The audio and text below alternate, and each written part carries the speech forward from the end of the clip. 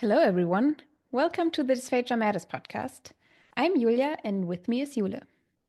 Hello, and thanks for tuning in. This is not a regular episode, but we are just as excited to share it with you. We were contacted by Tabby, the science editor for Science at One, a program on IC Radio at Imperial College London. She invited us to be interviewed for a radio feature about dysphagia. Yeah, we're really excited to be part of this project alongside with David, who's living with dysphagia, and Dr. Alexandros Stratakos, who developed 3D printed food for dysphagia together with his team. We think it's great that Tabby chose dysphagia as the topic of her radio piece and that she's raising awareness using different perspectives. This was part of her Master of Science dissertation, and we wish her, of course, all the best with her studies. Huge thanks to Tabby for giving us the permission to share her wonderful work on our channel. And there's quite a lot we can actually learn from her in terms of producing and editing. Yeah, that's true. Enjoy listening.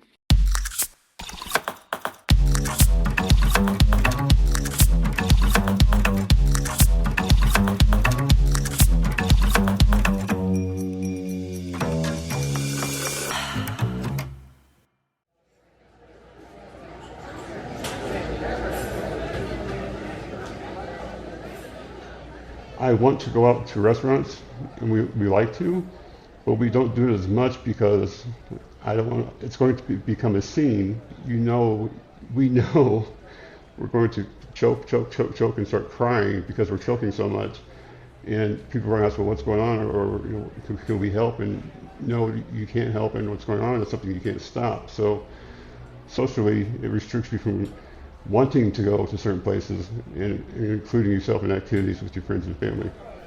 This is David Knox. He has lived with dysphagia, a condition that makes swallowing difficult or sometimes impossible, for over 2 years. Mealtimes and socialising around food are a significant challenge. We were celebrating one of my friend's birthdays, a very nice breakfast, and the greatest food ever. And I sat there, I was telling my wife, I should not be eating this food, but I didn't want to be awkward. These are my friends, I wanted to blend in, to be quote unquote normal. And sure enough, the moment I start eating certain types of food, I start choking to death at the table, and I'm trying to control myself, and now the attention has focused on me instead of the birthday party. Dysphagia is the medical term for swallowing difficulty or swallowing disorder. The swallow process can be affected at any stage of eating and drinking.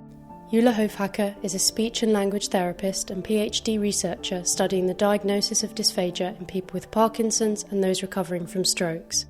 Jule also co-presents a podcast called Dysphagia Matters. It can be from getting the food or drinks into the mouth, over chewing it, manipulating it, into safely transporting it back into the throat and efficiently swallowing it so that the food ends up in the stomach. So it's everything from in between the lips and stomach, and if there's any troubles within this pathway, then it could be dysphagia. And David knows all about these problems. For him, the condition is a constant presence. The biggest feeling that we feel is at the bottom of the throat. We feel like there's something still there. Because for most of us, the bottom of our throat muscles is what stops working. So you really have to coerce your body, do some weird movements to get it to go down. The feeling of there's something in the bottom of your throat never goes away. Never. So what about treatment options for David and others with the condition? Julia Hirschwald is a speech and language therapist and PhD researcher studying dysphagia in Parkinson's.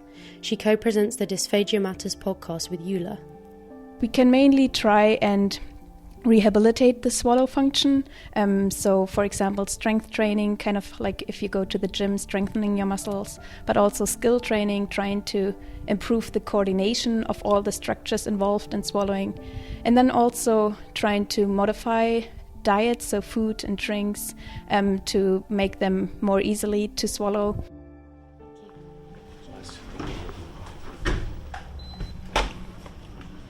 I'm at the University of West England in Bristol, and I'm on campus to meet Dr. Alexandros Stratakos, a researcher using 3D printers to create specialised food for people with dysphagia. Hi. How are you? Well. All good? Dylan is another graduate student in our team.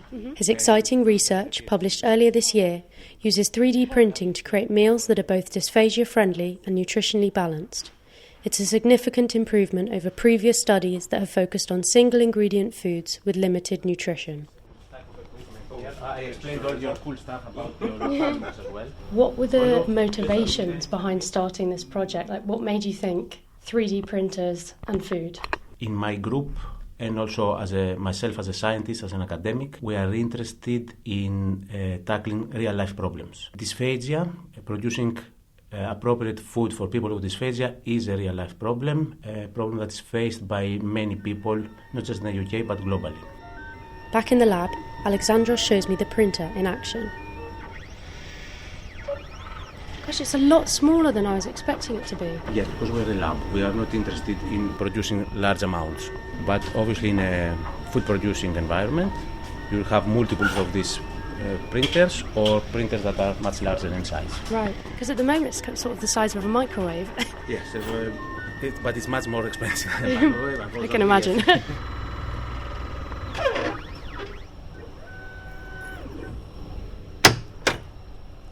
That's so cool. Kind of looks like something you get at a fancy restaurant. Yeah. Was that the goal? No, not really. Wow. Can I try it? No, please don't. Well, I couldn't try the Heston Blumenthal-looking meal because it hadn't been cleared by university ethics. Alexandros told me how it tasted when he tried it. Because it was suitable for people with dysphagia, it was quite viscous, I would say, and it tasted great, according to my opinion at least, and everyone else tried it. I would say a bit of a sweet taste. What is the advantage of using a 3D printer over a food processor? It does come with a few advantages. It allows to personalize the food, personalize it in terms of nutrients and in terms of the way the food looks, which is not easily done with conventional technologies. By using ingredients like peas, Greek yogurt, olive oil, mint, vegetable stock, and natural additives, Alexandros and his team have created meals that are both nutritionally balanced and visually appealing, an aspect often neglected. Dysphagia podcaster Eula again.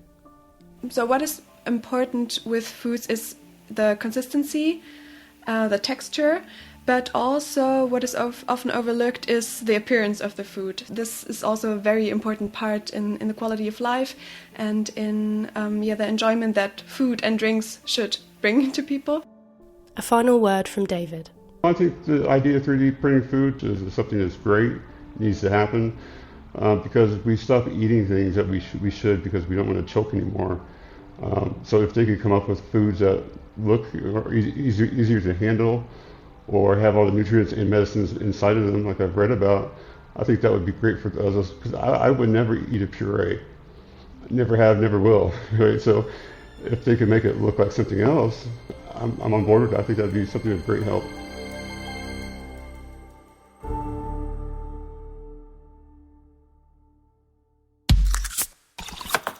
Thanks so much for listening. If you enjoyed this episode, leave a review wherever you listen to podcasts. You can connect with us on Instagram, LinkedIn and Blue Sky, or visit our website dysphagiamatters.org. We'd love to hear from you. Until next time, take care.